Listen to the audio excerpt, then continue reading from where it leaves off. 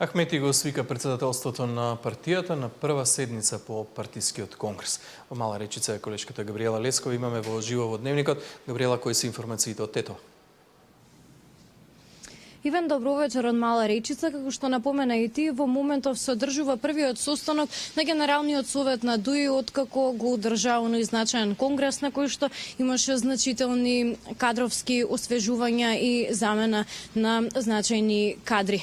Од она што можам да го напоменам досега е познато, состанокот започна некаде околу 17 часот. Наместо досегашните 10 присутни се вкупно 30 членови на Генералниот совет. Ова е практично одлуката, една од позначајните кои што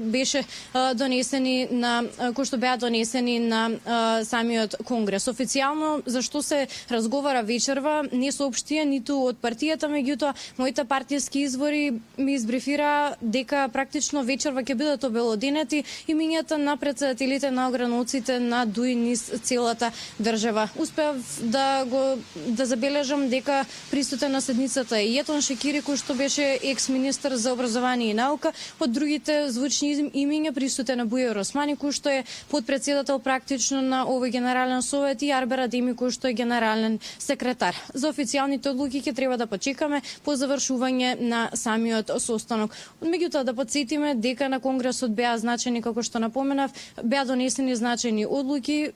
Од партијата соопштија дека е променето 80% од раководството на партијата, меѓутоа и не самиот председател Али Ахмети, кој што веќе има петти мандат.